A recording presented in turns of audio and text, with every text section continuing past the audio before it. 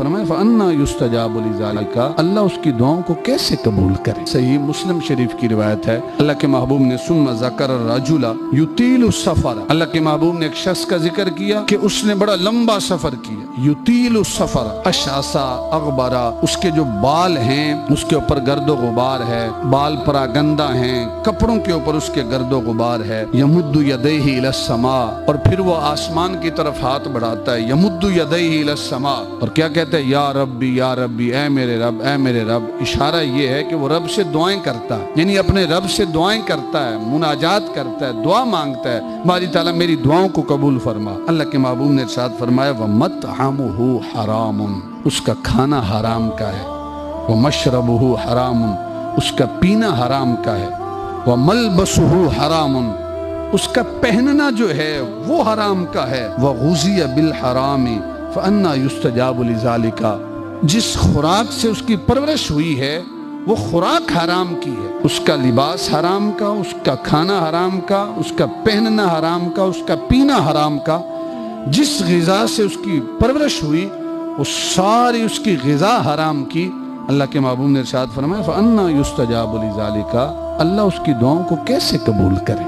یعنی جس کا سب کچھ حرام کا ہے پھر اللہ اس کی دعاؤں کو قبول فرماتا نہیں ہے۔ دعائیں تب قبول ہوتی ہیں جب رزق حلال کا لقمہ پیٹ میں جائے۔ حضرت انس سرکار کی بارگاہ میں حاضر ہوتے ہیں اور آ کر عرض کرتے ہیں یا رسول اللہ صلی اللہ علیہ وسلم، آپ رب کی بارگاہ میں میرے لیے دعا فرمائیں، اللہ رب العزت مجھے مستجاب الدعوات بنا دے۔ مستجاب الدعوات سے مراد یہ ہے کہ میں جو بھی دعا کروں رب کی بارگاہ میں اللہ میری دعا کو قبولیت عطا فرمائے، شرف قبول عطا فرمائے، ایسی دعا فرمائے کہ اللہ میری ہر دعا کو قبول کرے۔ تو اللہ کے محبوب اگر فوراً دعا کر دیتے تو حضرت انس کے حق میں تو دعا قبول ہو جاتی، لیکن حضور نبی اکرم صلی اللہ علیہ وسلم کے بعد آج کا جو زمانہ ہے، حضور نبی اکرم صلی اللہ علیہ وسلم کی دعا کا اثر حضرت انس کے لیے تو ہوتا، آج تک کے زمانے کے لیے نہ ہوتا۔ تو سرکار نے بڑا خوبصورت طریقہ ارشاد فرمایا، سرکار نے ان کے لیے دعا نہیں فرمائی بلکہ سرکار نے ارشاد فرمایا کہ اے انس، اپنا جو رزق ہے نا، جو کمائی ہے تمہاری، اس کو حلال کر لو، اللہ رب العزت تمہاری دعاؤں کو قبول فرمائے گا۔ اگر سرکار صرف دعا کر دیتے تو حضرت انس تو مستجاب الدعوات بن جاتے، لیکن قیامت تک کے جو لوگ ہیں ان کے لیے کوئی اصول، کوئی طریقہ، کوئی نمونہ نہ بن پاتا۔ اللہ کے محبوب نے حضرت انس کے لیے دعا نہیں فرمائی، یقیناً ان کا جو کسب ہے وہ حلال کا ہی ہے۔ قیامت تک کے آنے والوں کے لیے سرکار نے ایک پیمانہ دے دیا کہ اگر